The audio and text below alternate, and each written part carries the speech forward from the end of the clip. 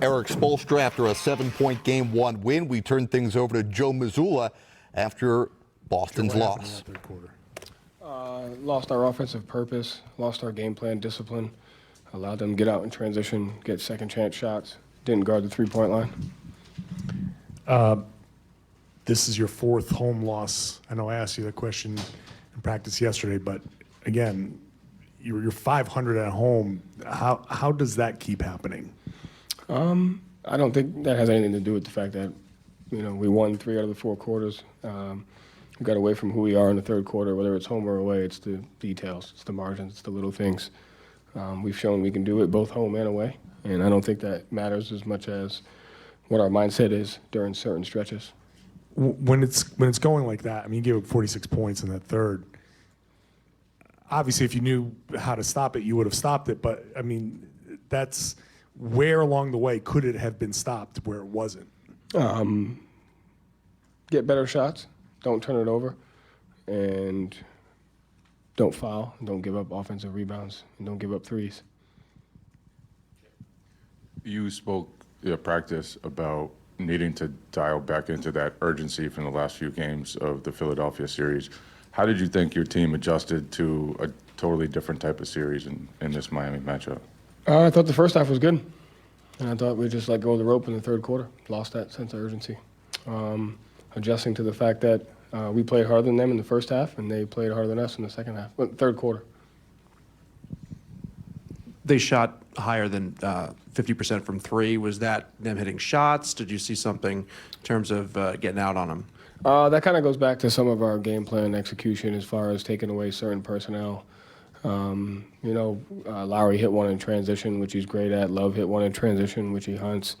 We lost sight of Strus a couple times. He hit a deep one. So I think it's just more about personnel tendencies, game plan execution. And evaluation of the fourth quarter execution down the stretch, what did you see there on the It offensive was side? much better than our third quarter defensive execution. Joe, you called the timeout, I think, after a stop with 3.5 minutes left in the game. What were you telling the team you were looking for, and how come you think you guys turned it over like several times after that? Just our spacing. It was a use it or lose it. Had 3, used one before 3. Got to our spacing. Floor wasn't balanced, and they were able to shift off of us. And going up against Spoelstra, who's constantly making adjustments on the fly, willing to kind of call timeouts and change things up so quickly, how did you balance trying to let things play out in the ways you usually do versus having to seize control? I called 2 in the first quarter. Thinking more like the third quarter. No, I don't call 2 in the first quarter. Save it for the third quarter run. Joe, just to your right, just a thought on being down 1-0. You were down last year. You're down last year to the same team, 1-0. As you look ahead, Yes, we are down 1-0.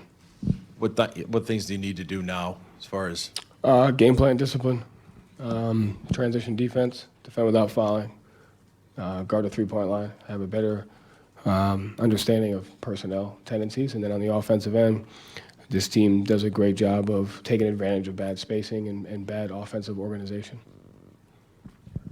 Joe, you said they played harder than you in the third quarter. That's what they do. They play harder than their opponent. How are you guys unprepared for that? And We were prepared. We played harder than them in the first half, and then they outplayed us for 1 quarter. So we were prepared for it. We had the right mindset heading into the game.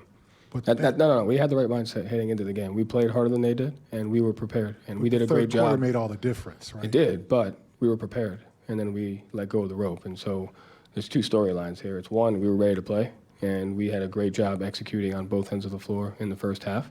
And it's about the consistency of they're going to continue to play. And so we have to be prepared for when we do outplay them, that they're going to respond and we have to respond. And so we were prepared. We just let go of the rope.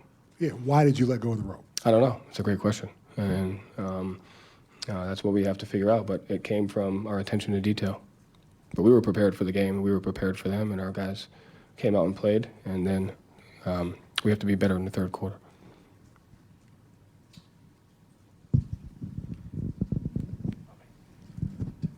Joe, you've mentioned a few times getting away from the game plan. What specifically veered out of what you guys were trying to do, I guess specifically for the defense you're referring to? Just giving up threes in transition.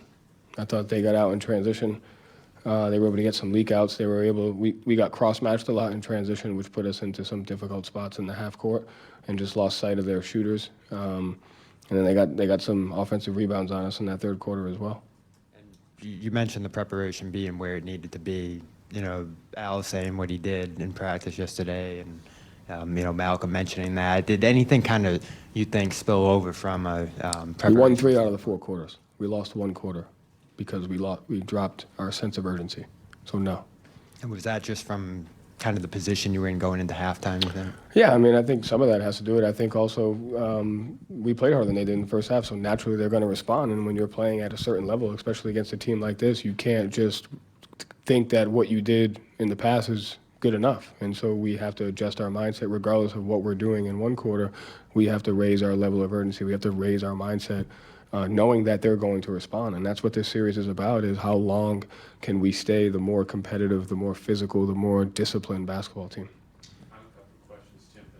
You mentioned personnel tendencies a couple times. There were a couple times where you guys doubled on to Jimmy, and he was able to get guys to threes. Was that sort of what you were looking for in sort of trying to get the ball out of his hands, or was that more of the latter of kind of losing track of shooters on the perimeter? I think it was just like there's always freedom to make plays, you know. And I think if a possession kind of warrants an opportunity to make a play, you try and go and make it. And so I think on those couple ones you're talking about, we just tried to make a play and it didn't go our way. Yeah, but some of the threes are like the catch and shoot ones for Strus, the transition for Lyra, the transition for Love, the Vincent ones. You know, those are the ones that you got to work to take away. And you mentioned spacing as an issue down the stretch. The ball movement was obviously really good in the first half. I think Mark said 10 assists. You guys had 15. Obviously fewer in the second half. Was there anything specific Miami did, or was that more of you guys getting away from what you were doing in the first half? I mean, I obviously think they played harder. I think they give up 40 points in the paint in the first half. They're going to make an adjustment. But I thought because we couldn't get stops in the third quarter, we weren't able to get out and get them cross-matched and get them into 5-on-4 situations, you know.